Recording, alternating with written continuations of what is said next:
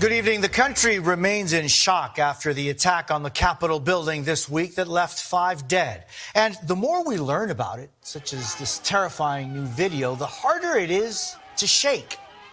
Today, the effort to punish those involved led to arrests across the country, including some of the most brazen rioters.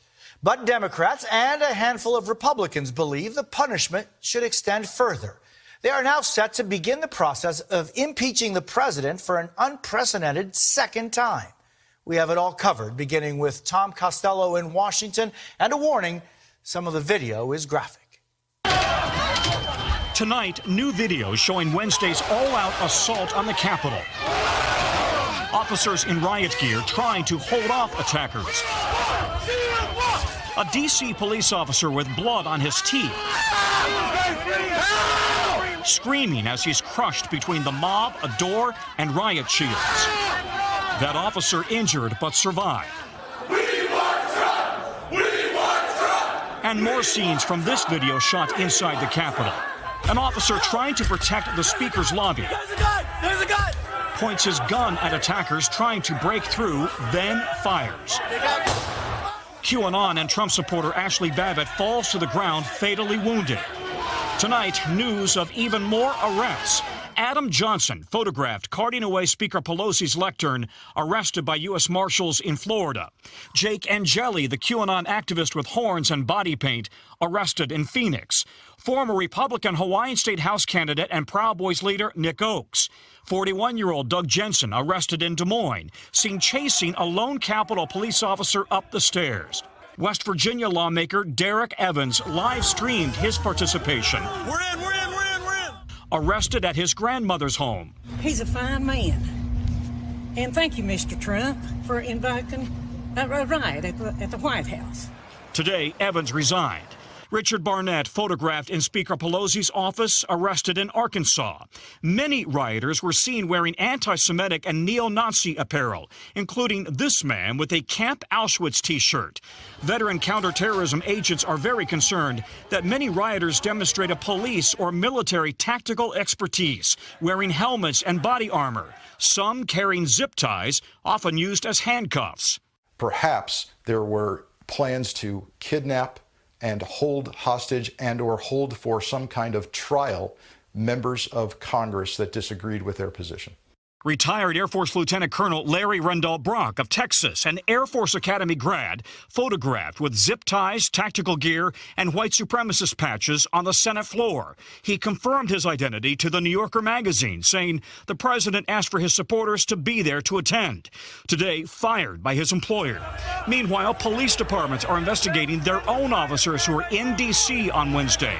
Former FBI counterterrorism director Frank Figliuzzi. I'd like to be able to say that we have neutralized this threat and brought it to a halt, but the reality is this threat will continue, and we've merely pressed the pause button on this. And Tom joins us now from Capitol Hill. Tom, remind our viewers what charges these rioters are facing. Election interference, obstruction of Congress, sedition, insurrection, conspiracy. There's a real concern here that this isn't just a riot that got out of control with 5 people dead. This is an ongoing plot. Jose. Tom Costello in Washington, thank you. For 4 years, we've often had to report on what the president has tweeted. More than 26,000 since taking office. But today, there were no tweets, and there never will be again. Twitter has banned the president for life. Jolene Kent has the latest.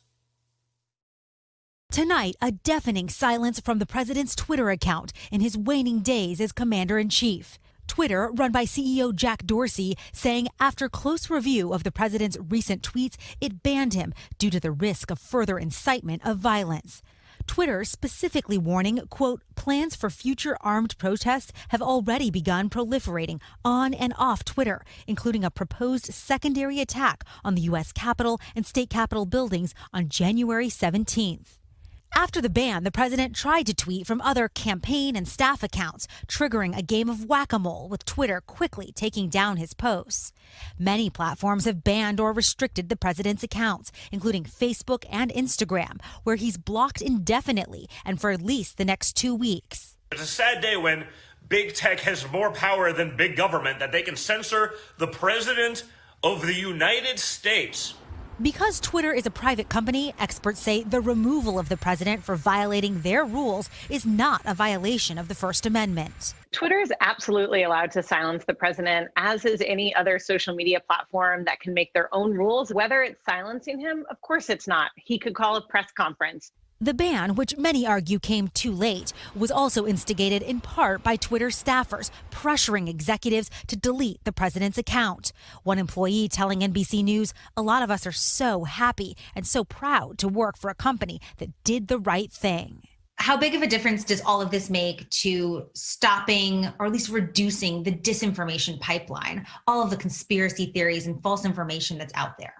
It doesn't really do much to take away that pipeline. What it does do is take away, a voice, at least on these platforms, to one of the most important voices of disinformation, which was the president. And Joe joins us now. Joe, is there another social media app the president could jump to? Yes, some of President Trump's allies say they are ditching Twitter and they're heading to smaller social networks like Parler, which is popular with right-wing extremists. But Google already making that a lot harder, suspending Parler from their app store, one of the largest in the world, until they address, quote, ongoing and urgent public safety threats. Jose? Jolene Kent in Los Angeles, thank you. With the president's voice silenced on social media, calls for his impeachment are growing, with even more members of Congress signing on. The process could begin within days. Kelly O'Donnell is at the White House. President Trump's power and time in office both diminished. But House Democrats are emboldened, prepared to impeach him a second time, a first in U.S. history. This is not an ordinary circumstance. This is an extraordinary circumstance. Insurrection, sedition, an attempted coup d'etat on the United States Capitol is extraordinary, and so it requires extraordinary measures. Officials say at least 180 members of Congress signed on to this article of impeachment that accuses President Trump of incitement of insurrection, claiming that he willfully made statements that encouraged and foreseeably resulted in imminent lawless action at the Capitol. We fight like hell, and if you don't fight like hell, you're not going to have a country anymore. Deranged, unhinged, dangerous President of the United States. House Speaker Nancy Pelosi says Mr. Trump should resign or be removed in an interview with 60 Minutes. That there should be prosecution against him. Many lawmakers also want a Trump ban, disqualification to hold future office. But some Republicans call impeachment vindictive. The president used poor judgment on Wednesday, but he never told the crowd to do what they did. In a memo, Senate Majority Leader Mitch McConnell lays out the tight timeline. Under Senate rules, the earliest a trial could begin is January 19th. Friday, Joe Biden expressed concern the Senate could be consumed with impeachment as his presidency begins. When Kamala and I are sworn in, we're going to be introducing immediately significant pieces of legislation. So, Kelly, what are the next steps for Democrats? Well, we'll look for that on Monday. That will be step one when they introduce the resolution of impeachment. But the timing on when votes will happen remains unclear.